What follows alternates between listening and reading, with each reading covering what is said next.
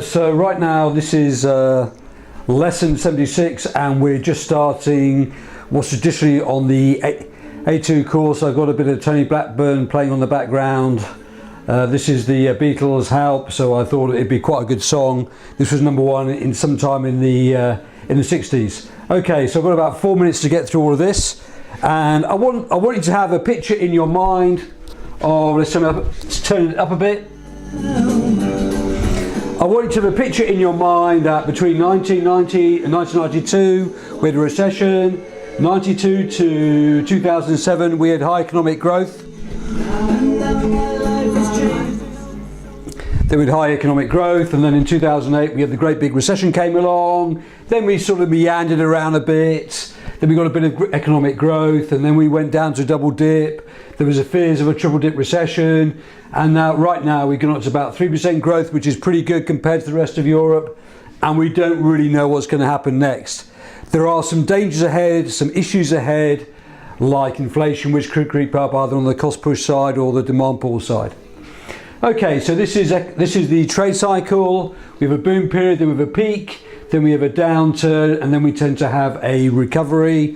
Why does that occur? It occurs because of demand side shock, maybe something like a credit crunch in 2008. Supply side shock, the oil prices going up in 2008 to $150 a barrel.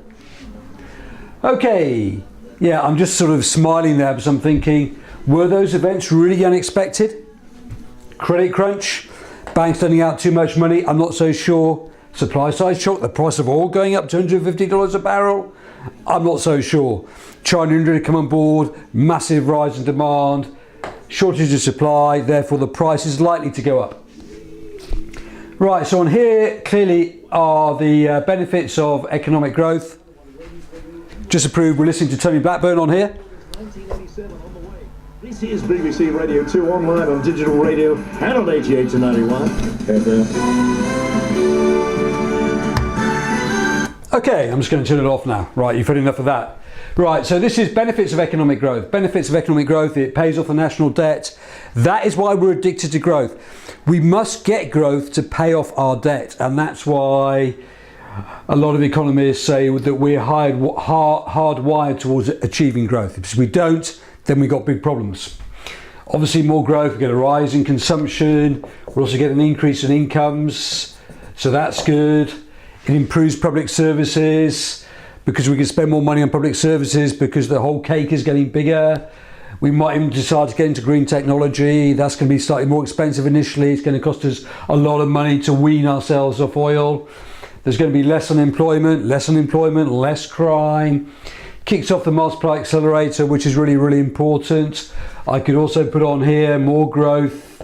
Hopefully, therefore, we're going to get more investments, more innovation, more technology, and that will help to shift out the long run negative supply curve.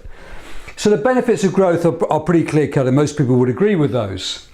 However, Jeff Rubin says that right now I'm reading a book about flatline growth, and flatline growth is, he's basically saying as the price of oil goes up, the traditional impetus of oil was built, the traditional impetus of economic growth was built upon cheaper resources like oil, so therefore that's the reason why we had economic growth, and the only thing that's going to happen is that the oil price is going to go up and up and up. Okay, right now actually he's been proven to be slightly wrong because recently we've found shale gas. However, I always believe that if you go totally down the renewable route, that renewable resources, you can't actually use them. So therefore, if you go down that route, then the price of those raw materials will stay at the same level. Okay, so I believe then you can grow really, really, really quickly, or whatever way that you want to. So that's partially why I'm an environmental economist. Okay, but there are clear drawbacks of economic growth. And I'm just looking on here, not all of them being listed.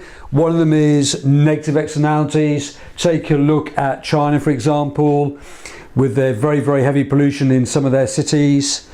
Economic growth surprisingly leads to an increase in inequality within society. It seems to me, particularly right now, is that as our societies become richer and the free market's got stronger, some of those individuals hold a lot of the resources or a lot of the economic power, so therefore they're earning vast sums of money, and e.g. with the banking system, those people are earning an absolute fortune, and that's leading to a rise in inequality within the UK and within America. There's a very good book about this on the spirit level, which says if there's a lack of cohesiveness in society, then that will actually create problems. So the greater the inequality that you have, the more likely you are to have crime, so the more likely that the rich and the poor are likely to live in ghettos away from each other. And also, crime is often motivated by envy. People cannot bear the fact that people have things, so therefore they're more likely to commit crime. It's also been shown that people work harder and harder and harder even with higher economic growth. There are the diseases of affluence. There are more mental health disorders right now because as societies become richer, therefore people become more envious, particularly in a country like America. There are massive rises in obesity, therefore there are massive rises in diabetes.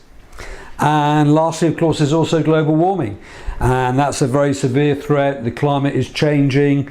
If the climate changes, that affects our agricultural output. If the agricultural output goes down, then prices of food are going to rise up. And in fact, the riots in Egypt were probably caused, when people took to the streets in the Middle East, was probably caused by the rise in food prices.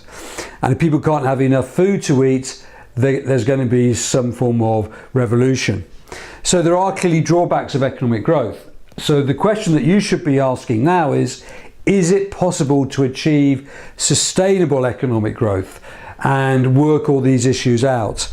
I happen to believe it is, but I would definitely go down the renewable route, and that's why I believe in what I believe in, because I believe these are big dangers to the cohesiveness and stability of an economy, and that's what I believe a good economist should do.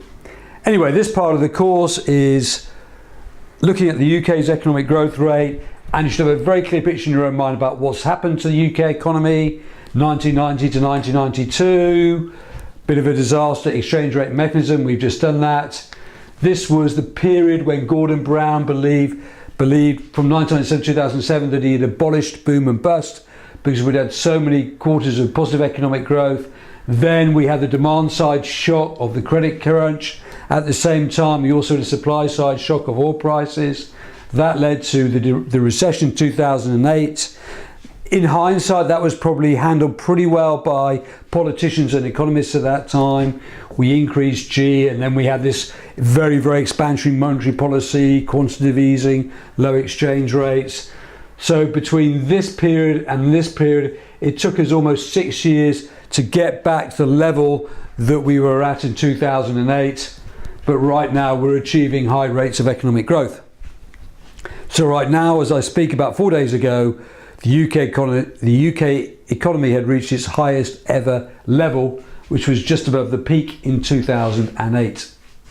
These are all the benefits of economic growth, and one of the big benefits is we're trying to pay off our national debt. And if we don't get growth, we're in trouble. And I think that's had a massive influence on the sort of economic policies that have been used from 2008 really, but in particular in the last few years. And these are the drawbacks of economic growth. The key question is it possible to achieve sustainable growth that makes everybody happy? Thank you.